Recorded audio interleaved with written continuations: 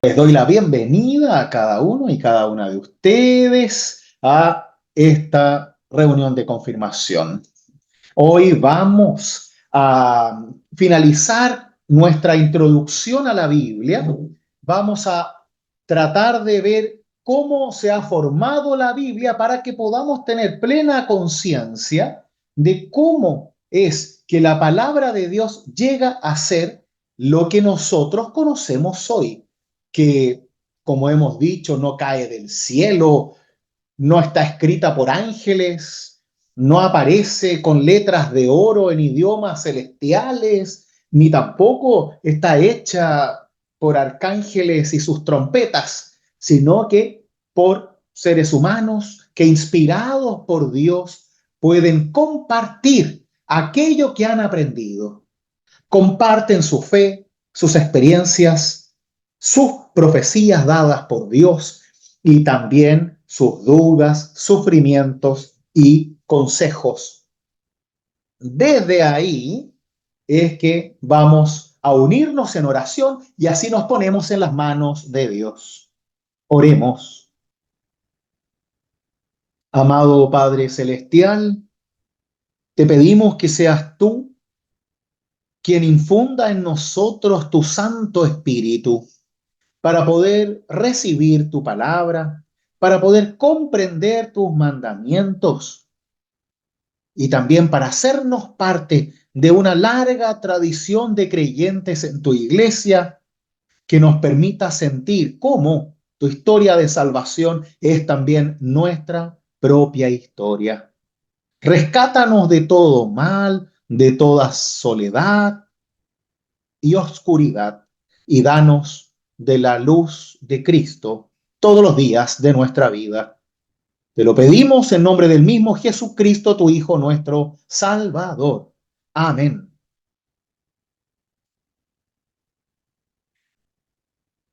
Les voy a mostrar un esquema para que podamos entender cómo es que la Biblia llega hacia nosotros.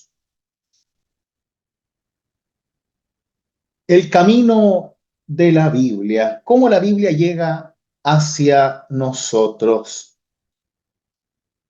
Tenemos que en primer lugar es Dios quien se revela a la humanidad. Es así como el ser humano recibe y responde al llamado de Dios.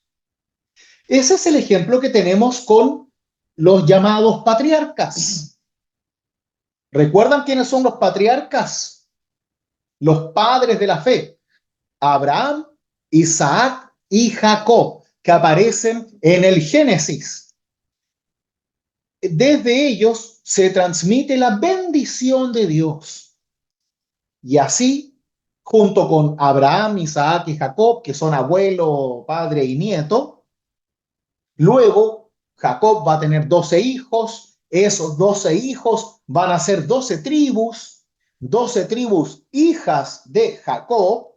Jacob se le cambia el nombre, queda como Israel, y serán entonces las 12 tribus hijas de Israel, para luego transformarse en el pueblo de Israel una vez que ya llegan a Egipto debido a la hambruna por José, que fue vendido por sus hermanos, uno de los hijos de Jacob, y así terminan viviendo en Egipto hasta que los esclavizan y luego Moisés, por mano de Dios, los libera en el Éxodo para formar un pueblo de Dios ya establecido en su tierra, Canaán, en la zona que luego se va a llamar Palestina.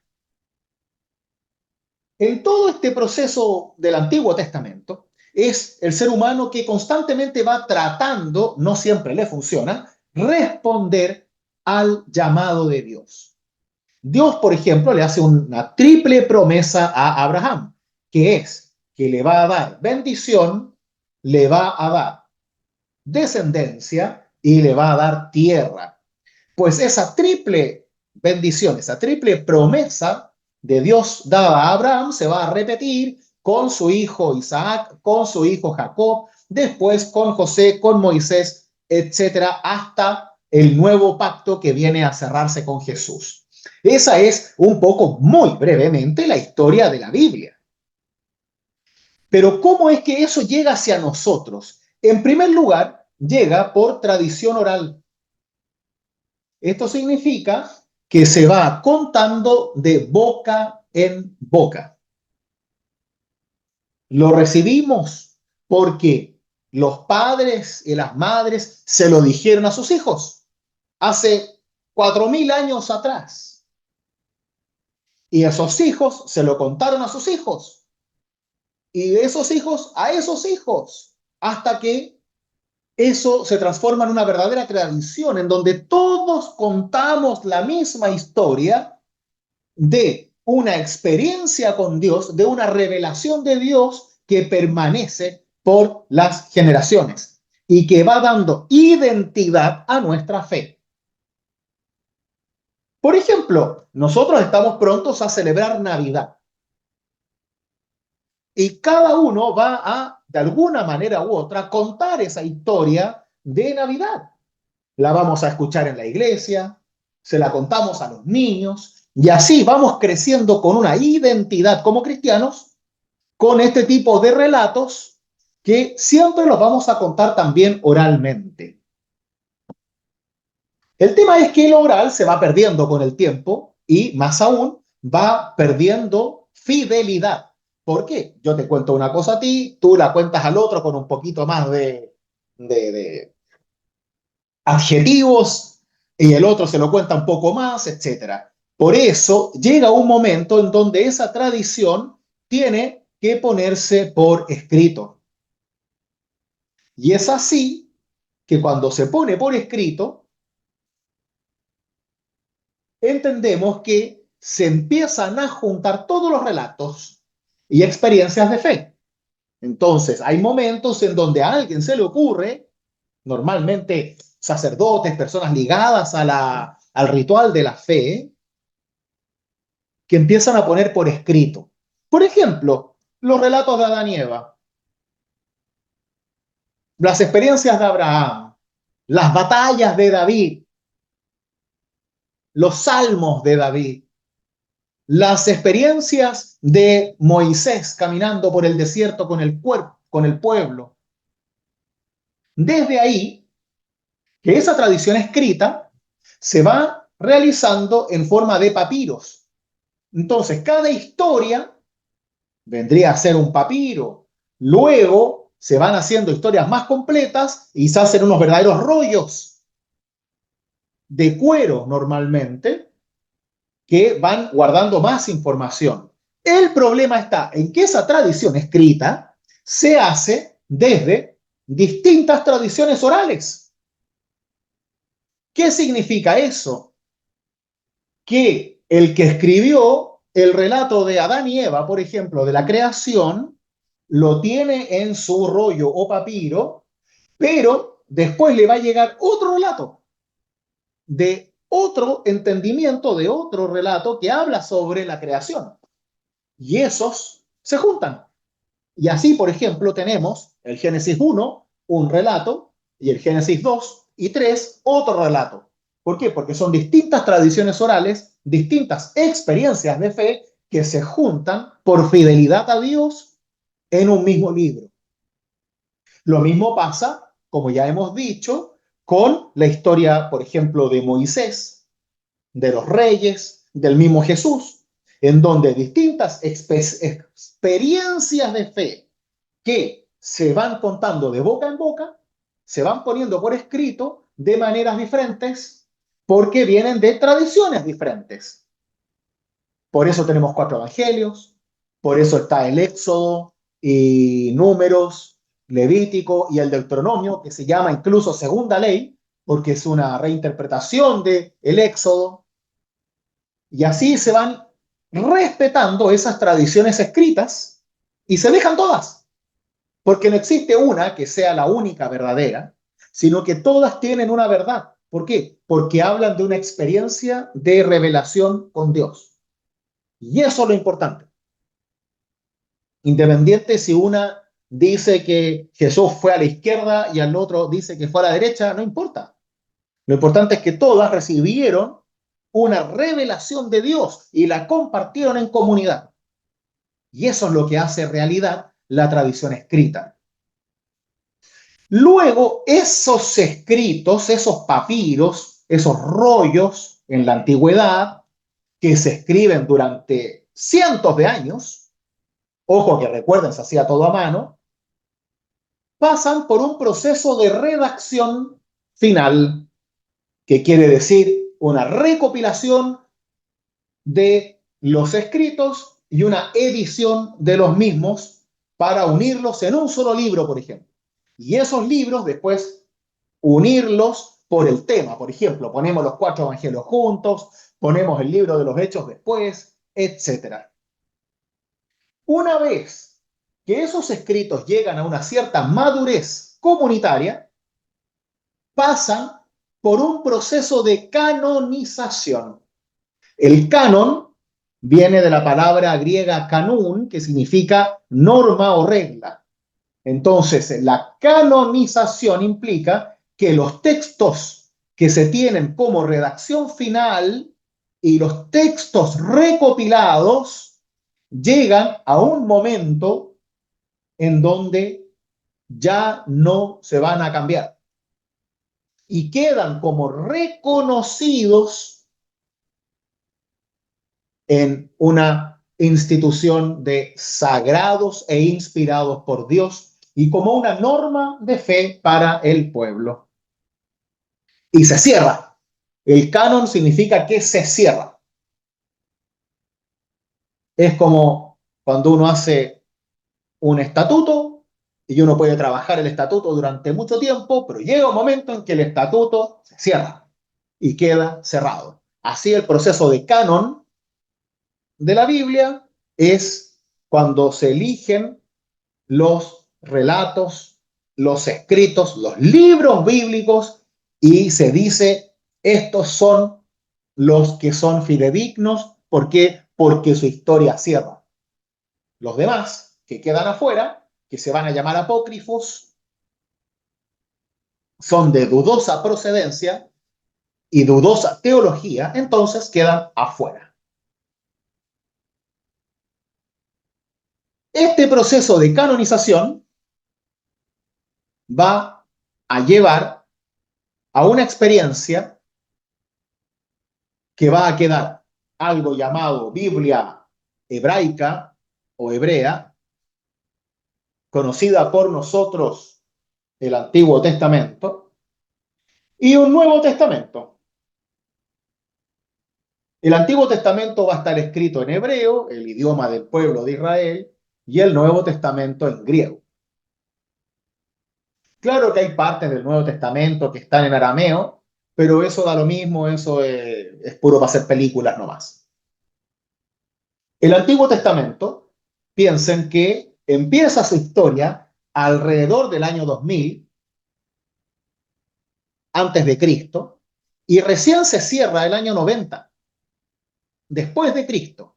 O sea, son 2000 años de historia en un proceso aproximado de casi 900, 800 años de redacción. Mucho, mucho tiempo.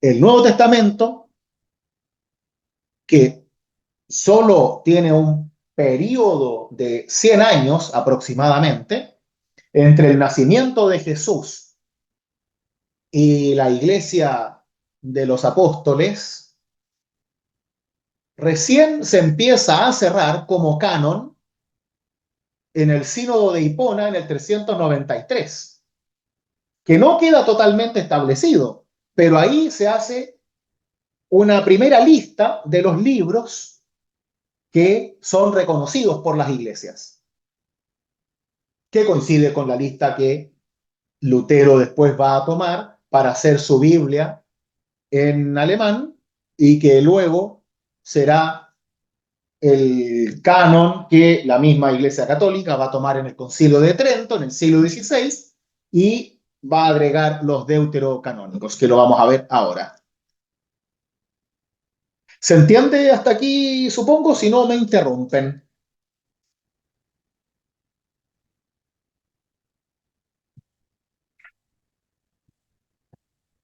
Desde el Antiguo Testamento y el Nuevo Testamento, uno escrito en hebreo y el otro en griego,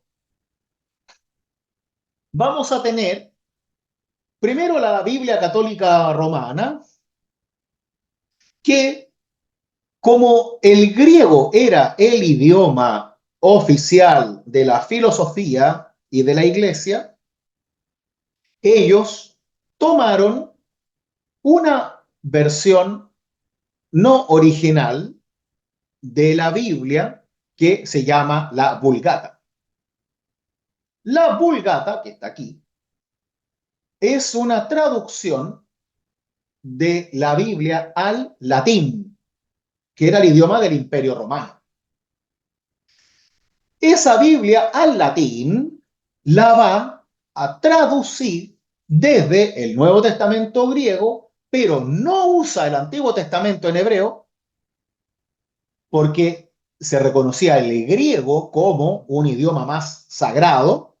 Entonces utilizan una Biblia que se llama Septuaginta, la Biblia de los 70 que está aquí, que dice la leyenda que cuando el pueblo de Israel está en Egipto alrededor del año 300 antes de Cristo, empiezan a hablar en griego. Entonces ellos traducen estos escritos antes de su canonización en hebreo, pescan los escritos que tienen y los traducen al griego. El tema está en que tiene 7 libros más que la Biblia canonizada por el pueblo judío, que son los que saben, ¿no es cierto?, del Antiguo Testamento. El tema está en que esta Biblia fue la que la Iglesia Católica tomó hasta hace unos 70 años atrás, como la traducción única de la Biblia para traducir los otros idiomas. Entonces se estaba traduciendo de una traducción y eso nunca se hace. A diferencia, Lutero, cuando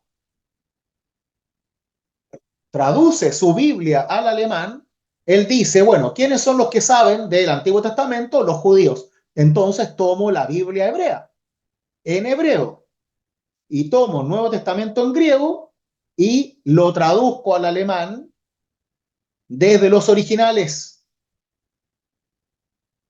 hebreo y griego, sin utilizar la traducción latina, que es la Vulgata.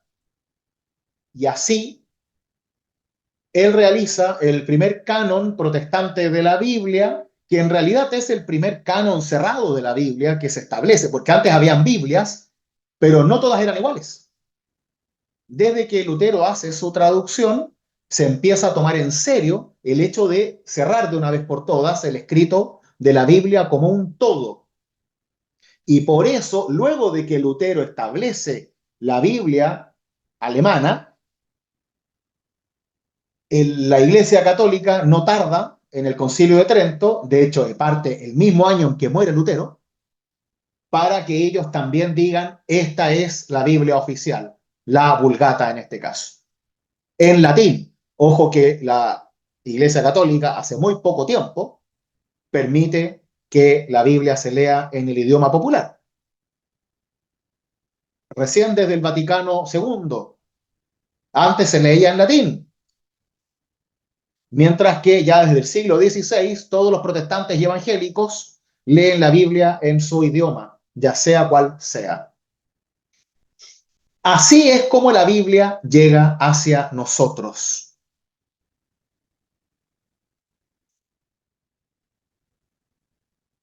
Eso es un pequeño recorrido y un camino de la Biblia hacia nosotros. ¿Qué les parece? encuentran sólido este proceso, lo encuentran creíble, porque, como ustedes sabrán y se habrán dado cuenta, todo este proceso de miles de años tiene mucha mano humana. Imposible negarlo. Partiendo por el proceso de tradición oral, muchísima mano humana, mente humano, mano humana, traspaso de papiros, errores ortográficos, cambio de idiomas. Es algo que puede haber salido terriblemente mal. Y así todo salió maravilloso. Salió maravilloso. Yo cada vez que leo la Biblia, creo más en ella. ¿Por qué? Porque el hecho precisamente de que no sea bajada del cielo como algo mágico, me hace creer mucho más en que su mensaje es real, porque ese mensaje ha traspasado cientos de generaciones y sigue vivo entre nosotros. Por eso Lutero decía que es la comunión de los santos la que da autoridad a la Biblia y no una persona o un sínodo o algo por el estilo, porque somos nosotros los que decidimos voluntariamente creer en ella. Somos nosotros los que decidimos voluntariamente escuchar la predicación desde esa palabra, porque nos inspira, porque creemos que es palabra viva de Cristo, porque creemos que nos conduce a Cristo, porque creemos que nos hace bien escucharla. Y eso no te lo dice un iluminado, lo aprendemos desde la experiencia. Y esa experiencia nos va dejando para que creamos, no por obligación, sino porque entendemos que esto es de Dios y no es un simple invento de algún súper sabio, hiperinteligente que se le ocurrió engañarnos a todos dentro de una cueva. Por eso creo yo que no hay que tener miedo.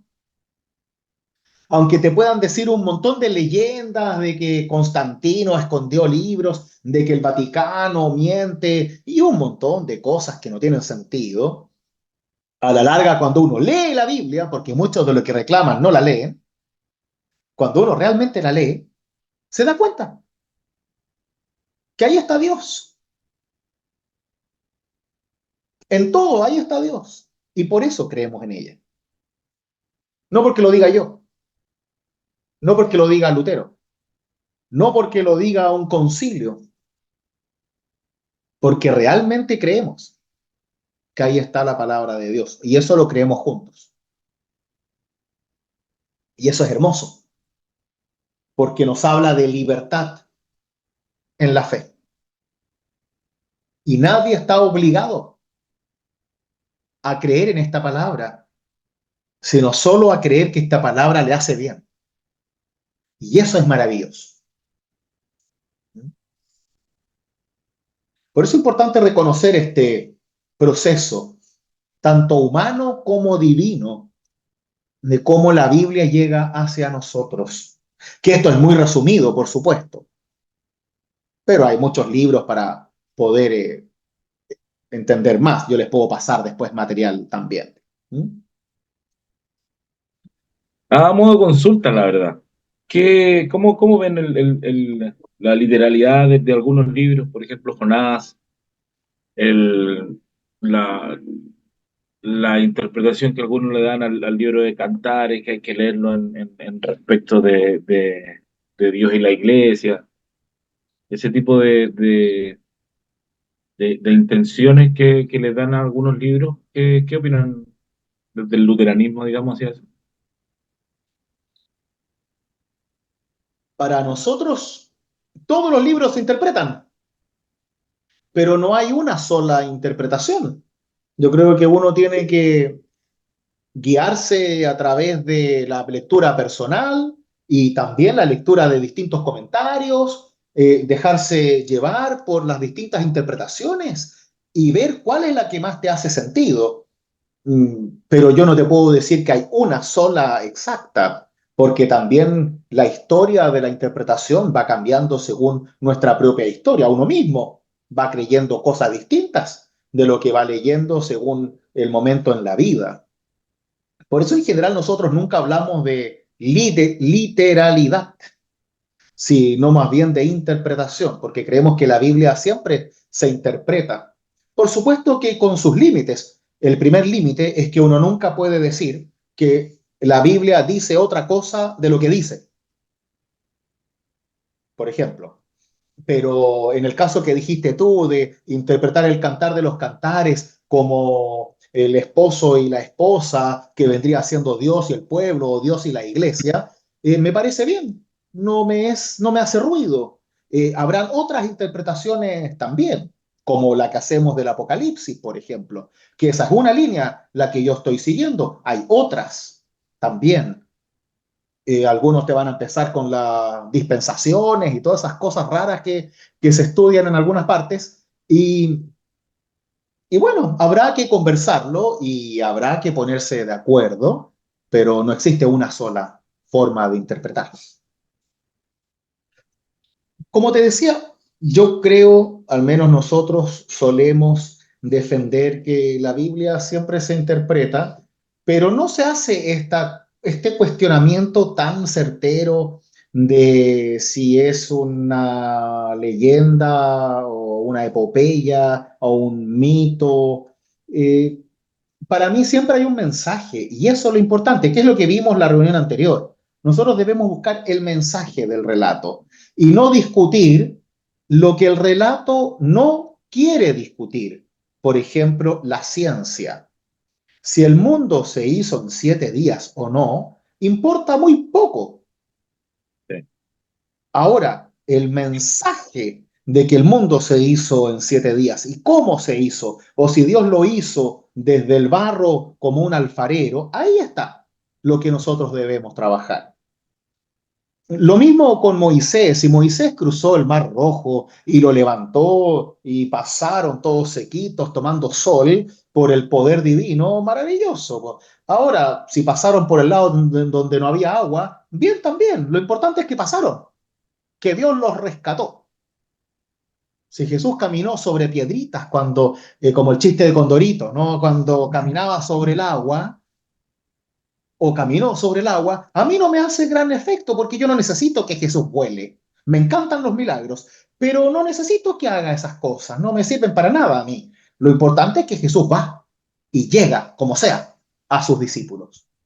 Y ahí tenemos hacia dónde ir en nuestra interpretación y el mensaje, porque de otra manera vamos a pedirle al texto algo que el texto no es, como texto de geografía, texto de ciencia o texto de física cuántica, ¿no? Si quiero luchar contra el Big Bang leyendo el Génesis, es una estupidez, no tiene ni pies ni cabeza. Dentro de esa Sí, claro. ciencia está la historia, la historiografía. La Biblia no es un libro de historia, no es un Claro. libro de historiografía que busque narrar eventos de forma científica en el tiempo y lugar en que ocurrieron y cómo ocurrieron. Que eso es una forma en que muchos leen la Biblia como tratando, y por eso entran en ese problema de existió tal personaje o no existió, porque no les importa el mensaje, les importa la verdad científica de si acaso históricamente ocurrió o no, que es lo que a los escritores de ese momento no les importaba, pues no existía la historiografía. Y en el Antiguo Testamento no existía ni siquiera la historia. Entonces, Claro. leerlo así es una dificultad agregada extra. Se llama que hace perderse. Piensa que el Evangelio de Juan tiene un discípulo ficticio, que es el discípulo amado, el discípulo perfecto. Y está ahí. Claro, uno podrá decir, es Juan, sí, claro, es Juan. Ya, pero a la larga, el mismo evangelio te pone un discípulo sin nombre, el discípulo al que Jesús amaba. Listo. Y los otros tres evangelios no hablan de ese discípulo. ¿Están mintiendo? No, simplemente es una forma de contar la historia de Jesús de otra manera. ¿Para qué? Para agregarle más sentido aún. El tema es que nosotros somos educados en que tiene que haber una sola verdad y las demás son mentiras. En la época bíblica no era así. Toda experiencia con Dios era válida porque estaba Dios. Por eso tenemos dos relatos de la creación, por eso tenemos dos relatos de Moisés, tenemos dos relatos de los profetas, etcétera. Y eso es bueno, porque así sabemos más. Por eso Jesús dice muchas cosas en la cruz. Hay evangelios que dicen un milagro, otros que dicen otro, y eso es maravilloso. ¿Por qué? Porque nos obliga a ir más allá y evita que utilicemos la Biblia como un manual de instrucciones, sino que nos hace pensar, buscar e ir hacia el mensaje y no hacia la letra muerta. Por eso siempre leemos la Biblia en la búsqueda de ese mensaje. Por eso Jonás, por ejemplo, uno podrá decir, ya claro, es un cuento para niños. ¿Quién va a creer que Jonás estuvo dentro de la ballena? No importa si tú crees que estuvo dentro de la ballena y yo no. Eso no importa. Lo importante es que Jonás estuvo dentro de la ballena. ¿Y qué pasó ahí? Encontró fe, se encontró a sí mismo. Si yo creo que esa ballena es simbólica, bien. Si tú crees que esa ballena es literal, bien también. Ambos tenemos que hacer el mismo trabajo. ¿Cuál es tu ballena? ¿Cuál es el espacio en donde tú tienes que encontrarte, perdonarte y seguir adelante? ¿Cuál es la ballena en la cual tú te escondes de Dios? Y tenemos que hacernos cargo. A la larga, es como es, creo yo.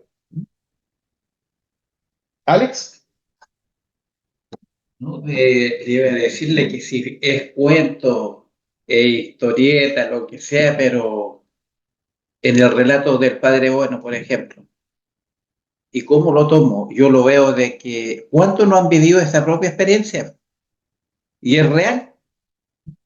Y eso es, ¿para qué voy a decir no? Lo que sea, una fábula, lo que sea, pero ¿cuántas personas lo han vivido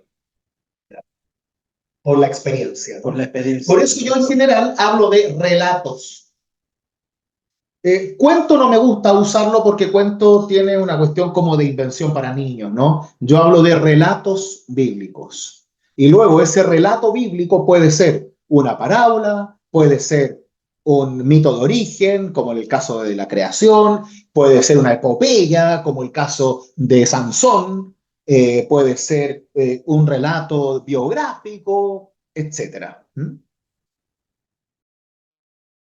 La crítica literaria como parte de la exégesis bíblica, ¿no? Que es el proceso de escudriñamiento científico del texto bíblico para poder comprender su mensaje de manera mucho más profunda, contextual, ideológica, literaria, etcétera. Eh, lo que hace es precisamente ir comprendiendo la literatura de cada escrito para ser justo en su interpretación. Entonces, por ejemplo, un poema, dígase un salmo, que puede ser un himno o un poema, y se lee y se trata de estudiar como poema. El Apocalipsis, como libro apocalíptico, de hecho el Apocalipsis no se llama Apocalipsis, ningún libro tiene nombre, ya eso es muy importante saberlo. La Biblia no tiene nombres en sus libros. Los nombres son puestos por las primeras palabras del libro mismo o por el tema que tienen, pero los nombres son posteriores. Cuando los rollos empezaron a aparecer, esos rollos no tenían nombre, simplemente tenían el texto. No había un rollo que decía Evangelio de Mateo y con el texto adentro, sino que simplemente tenía las palabras del Evangelio. Luego la tradición le va poniendo nombre. Por ejemplo, Génesis. El Génesis se llama así porque viene de la primera palabra del libro que es en el principio. Eso significa Bereshit en hebreo. y así se llamaba en hebreo, y así después, cuando lo tradujeron al griego, en el principio, Génesis, inicio. El Apocalipsis se llama en lenguaje castellano Apocalipsis porque tiene literatura apocalíptica. Pero el tema no es Apocalipsis, el tema es Jesucristo. Pero como es literatura apocalíptica, es una literatura simbólica, con exageraciones, hipérboles, entonces se quedó como Apocalipsis. Otros le llaman revelaciones, etc. El Evangelio de Mateo no lo escribe Mateo. El Evangelio de Marcos no lo escribe Marcos. Ningún libro de la Biblia en general, tú puedes decir que los escribió la persona misma que la tradición nos ha puesto, ¿no? ¿Por qué? Porque antiguamente no se firmaban los libros. Si yo escribo un libro, lo primero que voy a hacer es ponerle mi nombre en todas partes. Y lo voy a registrar y voy a meter a la cárcel al tipo que me lo robe y pongo el copyright en todos los idiomas, prohibido su venta, su reproducción y toda la cuestión. En aquella época no se hacía. Ni siquiera los filósofos griegos lo hacían. ¿Por qué? Porque lo importante era el mensaje, no quien lo escribió. De hecho, en la Biblia existe la pseudoepigrafía, que significa que uno toma el nombre de su maestro para escribir su libro. Así, por ejemplo, se atribuye a una persona el escrito cuando en realidad no lo hizo él, sino que lo hice yo como su discípulo. Pero como yo no soy nada sin mi maestro, le pongo su nombre y no el mío. Así, por ejemplo, escribía sobre Sócrates Platón. Sócrates nunca escribió nada, pero Platón escribe a nombre de Sócrates. Y eso es una honra.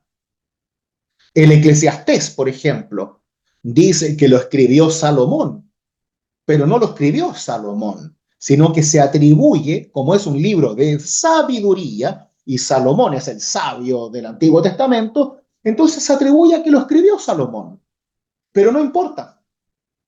Mateo, Marcos, Lucas tampoco escriben sus evangelios. ¿Por qué? Porque los evangelios son unidos como redacciones por las comunidades de los apóstoles.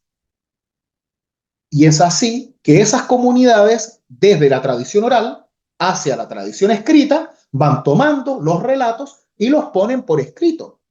Pero ojo, que esa escritura es algo que se necesita, no se hace por gusto. La tradición oral era algo muy utilizado en ese entonces y era real y creíble, porque la gente memorizaba todo. Y además que estaba esta creencia de que si tú mentías en la palabra de Dios, te llegaba un rayo del cielo. Entonces no era que alguien fuese a mentir como lo haríamos nosotros, así con malicia para que se diga mi verdad y no la tuya. Eso no sucedía mucho antes, porque eran tremendamente fieles con esa tradición. Como yo les contaba hace poco tiempo atrás, los musulmanes hasta el día de hoy se aprenden el Corán de memoria. Y normalmente cuando lo dicen en la mezquita, lo dicen de memoria, no lo leen. Porque así debe ser. Porque la tradición dice que lo que está en tu memoria está en tu corazón. Por eso los relatos de Dios no se leen, se profetizan. Esa es parte de la tradición. Entonces, ¿a qué vamos? A que estas palabras lo que hacen es entregarnos el mensaje de Dios. Y se le atribuyen a alguien, se le ponen un título, pero eso no significa. Y no importa tampoco. Ya se ha descubierto que no todas las cartas de Pablo son de Pablo, etcétera. Y no importa, ¿por qué? Porque el mensaje que traen es lo que a nosotros nos queda. El análisis literario de la Biblia te va a decir, desde la exégesis, desde la interpretación más profunda, que desde un análisis lingüístico hay ciertas partes de un evangelio, ciertas partes de una carta que son atribuibles a otra tradición. Por ejemplo, el mismo Pentateuco, los primeros 5 libros del Antiguo Testamento, hoy en día, gracias al estudio literario, se reconocen distintas fuentes. Una fuente yahavista, que habla de Dios como Yahvé, Hay otro que se llama eloísta, en donde llaman a Dios Elohim. Por ejemplo, ahí están las dos versiones del Génesis. En uno, para nosotros no se nota porque está en castellano, pero si uno lo lee en hebreo sí se nota, porque en uno, en vez de decir Dios, dicen Yahvé como nombre, y en el otro dicen Elohim como Dios en hebreo. Y son distintas tradiciones. Hay una tradición sacerdotal, que es la que está constantemente hablando de los ritos. Hay una tradición deuteronomista, que es la de Deuteronomio, que hace una reinterpretación del Éxodo, en donde repite toda la historia, se repite los 10 mandamientos, se repite la salida, se repite la liturgia, se repite las leyes, cuando ya estaban en el Éxodo y en el Levítico.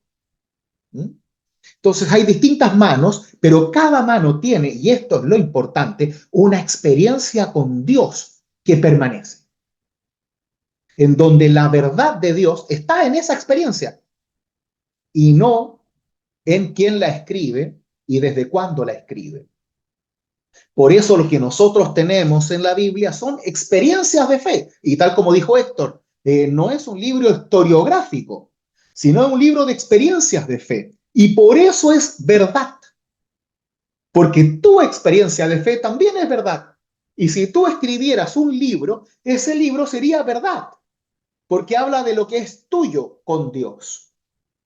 Imaginémonos que tú escribes tus memorias para tu familia y tu familia va a creer en 5 generaciones más que lo que tú hiciste es verdad, porque es tu experiencia con Dios.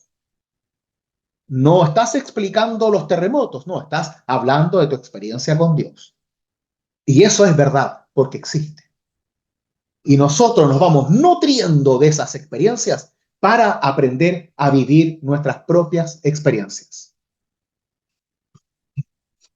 Y así las literaturas bíblicas nos ayudan a comprender, sabiendo la diferencia entre un mito de origen, como es el Génesis 1 y 3, a una literatura apocalíptica que se lee distinto, que como yo leo el Evangelio de Mateo, por ejemplo, o de Lucas. Y así vamos aprendiendo a hacerlo cada vez mejor. ¿Para qué? Para encontrar la buena noticia. Porque yo no voy a encontrar la buena noticia de Jesús leyendo el Génesis como un libro científico o historiográfico. Lo entiendo y lo recibo y lo interpreto cuando lo logro leer como lo que es una experiencia de fe desde la creación de Dios, de cómo yo entiendo que Dios crea por amor para el ser humano. Y así vamos comprendiéndonos en el mundo desde esas distintas visiones de creación y de salvación en Dios. Sí, también respondiendo un poco lo de Daniel sobre que insistían que piensan los luteranos, no existe un manual de luteranismo exegético, hermenéutico, que tenga la respuesta interpretativa de todos los textos de la Biblia, sino que el luteranismo se abre a la teología, se abre al conocimiento que existe, y cada teólogo luterano o pastor luterano se nutre de las distintas herramientas que el Señor ha permitido que existan para poder desarrollar nuestra teología. Pero no existe así como un manual de que, así como lo hicieron en el Jesus Seminar, que decidían qué cosa dijo y qué no dijo Jesús. No ocurre eso acá, sino que existe una apertura al conocimiento teológico entregado por Dios, pero no existe una lista de interpretación de cada texto. Así es. Cada texto se lee en su contexto y en mi contexto y en mi momento. Por eso, hoy leemos el Apocalipsis. Si lo leemos en 5 años más, haremos un estudio totalmente diferente. Y eso es lo hermoso. Por eso yo puedo predicar del Evangelio de Mateo, puedo predicar todos los años en Navidad sobre la misma historia de Jesús y cada año va a ser diferente. Y eso es lo bello, porque nosotros vamos cambiando y madurando en la fe.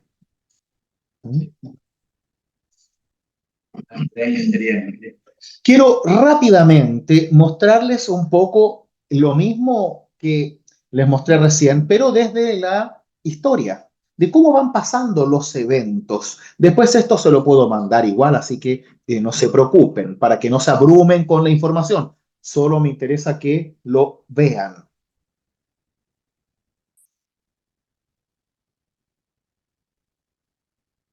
Acá vemos desde las fechas historiográficas, más o menos, siempre con un grado de error, por supuesto, especialmente lo que dice cerca, es porque obviamente no se sabe, pero bueno, se supone que es por esa época, ¿no? Estas son las fechas desde los temas que la Biblia trabaja, los personajes que la Biblia cuenta, antes de Cristo y después de Cristo. Empieza, claro, con la historia de los patriarcas. Siempre se empieza con la historia de los patriarcas porque hasta los patriarcas, es decir, desde Génesis 1 a Génesis 10, es más que nada lo que se llama en literatura, y eso sí estamos casi todos de acuerdo, en mitos de origen, la explicación del por qué son las cosas desde el ámbito de fe. ¿Por qué existen los idiomas? Desde las tribus antiguas y búsqueda, sin conocer la ciencia que tenemos nosotros, la respuesta popular para responder a los niños, a la gente, por qué existen los idiomas, es la Torre de Babel. ¿Por qué las mujeres sufren tanto con los partos? Por el castigo de Dios a Eva. ¿Por qué la serpiente no tiene pies? Porque Dios la castigó para que se arrastrara por la tierra. ¿Por qué el papá tiene que ir a trabajar todas las días y volver tan cansado? Porque ese fue el castigo que Dios le dio a Adán por Gil. Y así. ¿Por qué a veces hay diluvios y todo se inunda? Porque una vez Dios lo hizo, pero no te preocupes, que eso ya no va a suceder nunca más. Así que algún día va a parar de llover, no te preocupes. Dios no va a eliminar al ser humano. ¿Y eso por qué? Porque Dios nos recuerda con el arco iris que su promesa es de salvación y no de destrucción. Por eso vemos arco iris y cosas por el estilo. Entonces, la historia bíblica como tal empieza con Abraham, Isaac y Jacob, como dije en un principio, que es casi el año 2000, 1850 antes de Cristo. Desde aquí todo es tradición oral. Él le puso el nombre de los animales también. Claro, ¿por qué el león se llama león? Porque Adán cuando estaba aburrido le puso león. Claro, todo es para buscar razones que no luchan contra la ciencia. ¿Por qué? Porque no es ciencia lo que hace la Biblia, es experiencia de fe. Desde ahí que tenemos ciertos eventos, los patriarcas, la salida de Egipto con Moisés en el año 1250 aproximadamente, los 10 mandamientos, 40 años por el desierto, llegan a Canaán cerca del 1200, lo que hoy es Palestina, se dividen en 12 tribus, luego esas tribus buscan a un rey, rechazan a Dios como su gobernante y quieren a un rey. Entonces aparece Saúl, David y Salomón. Empieza la construcción del templo de Jerusalén, por ejemplo. Luego, como son muy giles, se separan entre Reino del Norte y Reino del Sur. Se odian, empiezan a tener los problemas con los imperios, el imperio asirio, imperio babilónico, imperio persa. Miren acá, todo este tiempo van a estar acosados por un imperio, y acá falta el imperio de Egipto todavía, siempre con un imperio bajo ellos, sobre ellos, perdón. Años y años, 200 años más o menos. Luego, todo esto con tradición oral, desde aquí, más o menos, el imperio babilónico, cuando hay un exilio hacia Babilonia, es que recién se empieza a poner por escrito los textos bíblicos. En esta fecha, 587 en adelante, aproximadamente, ya habían algunos escritos como algunos salmos, etcétera, pero se empieza a poner todo por escrito porque, como estaban en Babilonia, empiezan a perder su idioma, porque ahí se hablaba caldeo. Entonces los judíos, hebreos, que estaban en Babilonia, empiezan a poner por escrito en hebreo las historias bíblicas. Luego los devuelven, empieza el imperio persa, se proyecta la reconstrucción del templo de Jerusalén que destruyen y queman los babilónicos. Y todo eso está ahí en distintos relatos bíblicos de fe. Después viene el Imperio griego, 300 años más, la época de los macabeos, que aparecen los deuterocanónicos. Acá, como les había contado, se inicia la traducción del Antiguo Testamento del hebreo al griego, que se llama Septuaginta, Biblia de los 70, porque la leyenda dice que 70 sabios en 70 días tradujeron los 70 libros, que en realidad no eran 70, pero bueno, quedan ahí. Y como hay un exilio en Egipto, desde Egipto tienen que traducir la Biblia, ¿no? Después llega el Imperio Romano y siguen siempre bajo otros imperios, están subyugados. Aquí ya se empieza a poner más tradición escrita, especialmente, bueno, todo el Antiguo Testamento. Luego acá, en el año 0, que es en realidad entre el -6 y el -4, nace Jesús. Aparece Juan Bautista. Lentamente, en 3 años, el ministerio de Jesús se acaba, muerte y resurrección. Y acá no hay nada escrito, todo es tradición oral, se cuenta por lo que Jesús hace, de boca en boca. Acá tenemos ya 3 años después, el primer muerto por hablar de Cristo, Esteban. Pablo, el perseguidor y asesino de cristianos, se transforma en el apóstol más importante. Recién el año 51 aproximadamente vemos el primer escrito del Nuevo Testamento, la carta de Pablo a los tesalonicenses. Todo eso se hace con estudios literarios. Ninguna carta tiene fecha, por supuesto, ¿no? Eso se reconoce por el lenguaje que utilizan y los datos que presentan.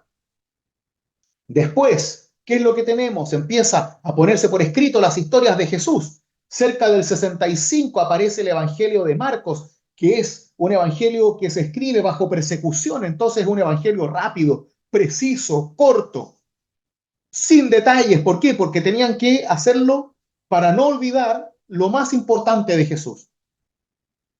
Ya el año 70 se destruye Jerusalén por los romanos, cansados de las revoluciones judías, se quema la ciudad, se asesina en masa a los judíos, especialmente a los sacerdotes, quedando desde ahí en más únicamente los fariseos.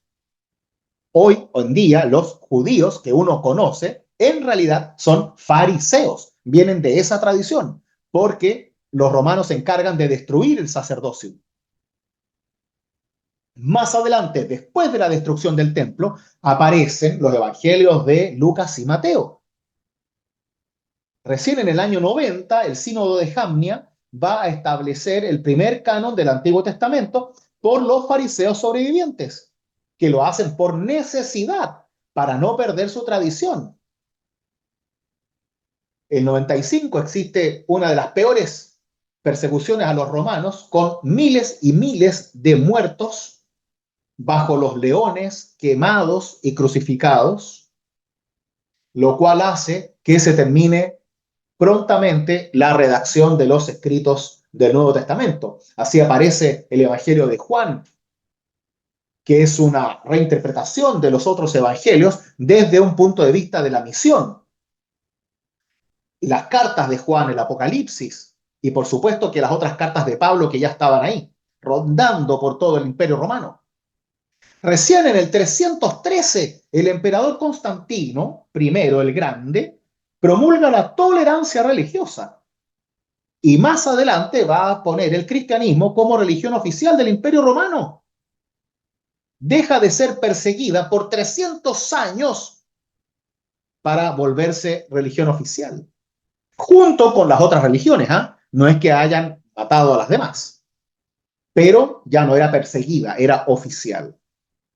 En el 325 se establece el primer concilio ecuménico, que es la reunión con todos los obispos y sacerdotes y teólogos prominentes del mundo, y se forja el credo niceno, el primer credo de la iglesia. Acá se traduce la primera Vulgata en el 382 al latín, como les contaba antes. Es en esta fecha, ya casi llegando al año 400, lo cual hace que la Vulgata sea el primer libro como tal que contiene todos los libros de la Biblia. En el Sínodo de Hipona hay el primer acuerdo sobre el canon del Nuevo Testamento, en donde ya empieza a cerrarse el tema. En el año 1000 existe la primera división de la iglesia entre ortodoxos y católicos, iglesia de Occidente e iglesia de Oriente. Y ahí empiezan las cruzadas para retomar la Jerusalén que había sido tomada por los turcos.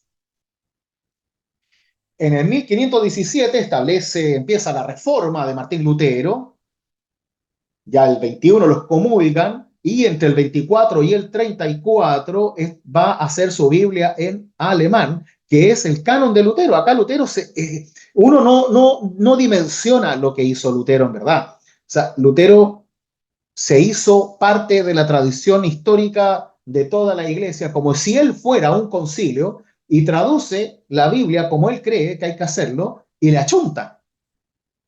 Y todos lo siguen a él. Gracias a Lutero, que traduce la Biblia en alemán, otros se atreven a traducir la Biblia a todos los demás idiomas con la misma forma en que la hizo Lutero, desde el hebreo en el Antiguo Testamento y el griego en el Nuevo Testamento. Y hasta el día de hoy, la Biblia de Lutero es una Biblia viva. Desde el mismo año en que Lutero empezó la Biblia, en 1522, se estableció un cuerpo de teólogos establecido para corregir la Biblia desde ese mismo año. Y hasta el día de hoy, más de 500 años, la Biblia de Lutero en alemán se sigue corrigiendo con un equipo de teólogos que trabaja dedicado a eso, sin parar, durante 500 años. Así de serio era el tema. Lutero siempre dijo, yo no puedo traducir la Biblia solo, yo lo hago, pero yo necesito que me corrijan. Y los juntó a todos los que conocían los idiomas antiguos para que corrigieran su Biblia y le hicieran juntos. Y desde ahí que la traducción de la Biblia no era de una sola persona como Jerónimo, sino que siempre fue de un equipo de personas, nunca de uno solo. 1530, para que sepan, se da la Dieta de Augsburgo, que es una reunión con el emperador, y desde ahí establecen la Confesión de Augsburgo, que es el escrito confesional luterano, en donde se separan de la Iglesia Católica Romana. Desde ahí que existe la Iglesia Luterana como tal, que no se llamaba luterana, se llamaba Iglesia de la Confesión de Augsburgo. No se llamaba iglesia tampoco, en realidad, eran protestantes. Después, cuando se muere Lutero, le ponen Iglesia Luterana. Y el Concilio de Trento establece el canon de la Vulgata como oficial. Recién ahí lo promulgan en un concilio, lo cual lo hace eterno. En el 77 está la Fórmula de Concordia, que es el resumen de todos los escritos luteranos de la época de la Reforma, de un libro gordote. Luego de la Reforma, para que ustedes sepan, los católicos invaden Alemania en el 1618, en una de las guerras más sangrientas de la historia, asesinan a cuchillo y queman pueblos en Alemania, eliminando a 40% de la población de Alemania, los católicos.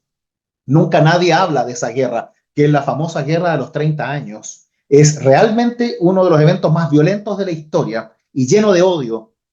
Luego de los 30 años se establece la paz de Westfalia gracias a que los suecos fueron a rescatar a los luteranos y eliminaron a los católicos que estaban atacando Europa. Luego empieza más adelante la misión, llega la Iglesia Luterana a Latinoamérica, etcétera, etcétera, y luego otros temas que son interesantes para saber, ¿ya? Por ejemplo, el 7 de marzo de 1867 se funda nuestra iglesia, en ese momento llamada Iglesia Evangélica Alemana de Valparaíso. La iglesia luterana se conoce solo acá. En los otros países en realidad es la iglesia evangélica, porque como somos los que rescatan el evangelio, en el mundo en general la iglesia luterana es iglesia evangélica. El tema es que acá, como los evangélicos se tomaron el nombre desde el punto de vista de una iglesia más libre, sin tradición, entonces se conoce la iglesia hoy en día como iglesia luterana. ¿Mm? Desde el 2001 se cambió el nombre a Iglesia Luterana en Valparaíso. ¿Mm? Eso, en resumen.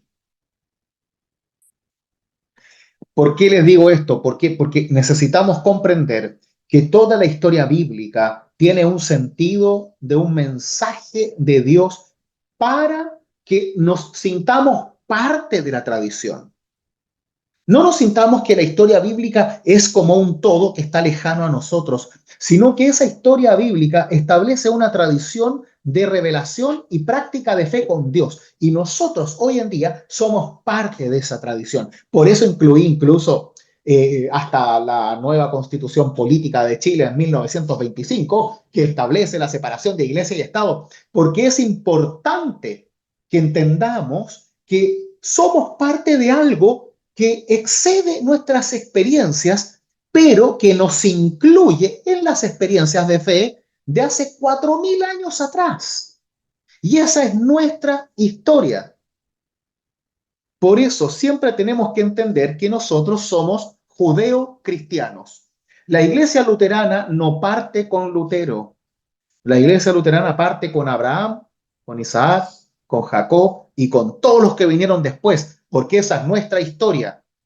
Yo no puedo decir, las cruzadas la hicieron los malos de los católicos. No, esa también es mi historia, es la historia de la iglesia.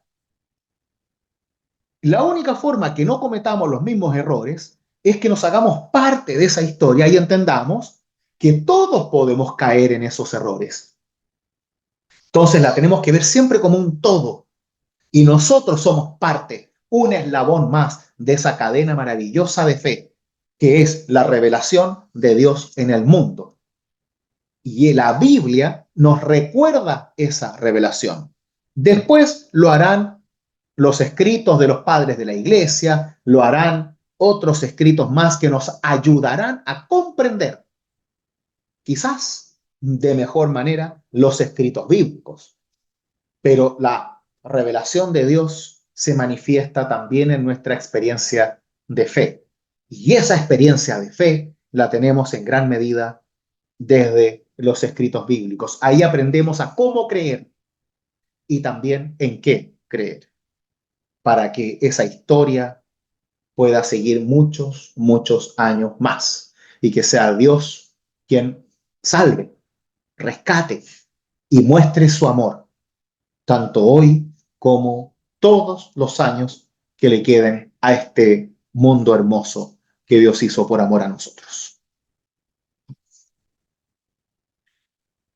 Que así sea, queridos míos. Siempre sintámonos parte de esta historia grandiosa, que es la historia de fe del pueblo de Dios. Y el pueblo de Dios no es solamente Israel, somos todos nosotros. Nunca lo olviden. Muchas gracias a todos y todas. Esperamos el PDF con la línea de tiempo del grupo de WhatsApp. Por supuesto, lo envío al WhatsApp ahora apenas termine la reunión. Gracias a todos y todas ustedes. Cualquier duda, yo sé que es mucha información. Esto no es para aprendérselo de memoria, es para que tengamos una imagen global. Es muy importante que partamos de lo macro a lo micro para que entendamos que esto es más grande de lo que nosotros creemos y que esto nos sirve para comprendernos como parte de la historia del pueblo de Dios. Unámonos entonces en oración para que así podamos sentir esa presencia y el mismo llamado que sintió Abraham, que sintió el apóstol Pablo, que también lo sintamos nosotros porque creemos en Dios. Oremos.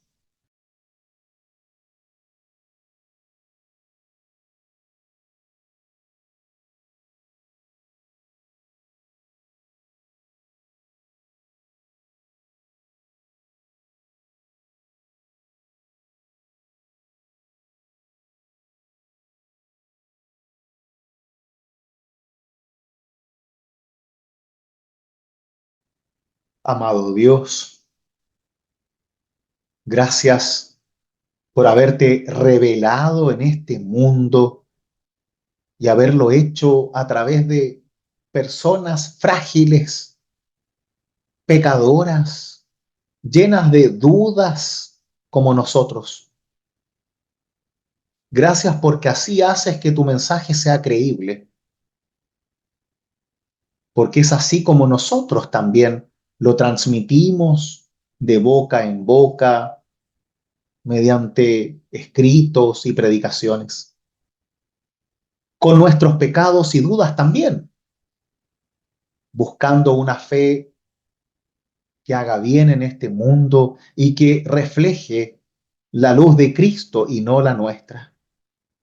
Por eso sé tú siempre nuestra guía, en todo momento de oscuridad y también de certeza, para que siempre te prediquemos a ti y no a nosotros mismos, para que prediquemos tu verdad y no la nuestra, para que podamos practicar tu amor y no el nuestro, porque esa es la única forma en que podemos vivir y vivir de verdad, tanto hoy como en la vida eterna. Quédate con nosotros y muéstranos tu amor para que podamos vivir y predicar de ese amor todos los días de nuestra vida. Te lo pedimos en nombre de tu Hijo Jesucristo, nuestro Salvador. Amén. Que la bendición del buen Dios, que es Padre, Hijo y Espíritu Santo, sea con cada uno y cada una de ustedes. Amén.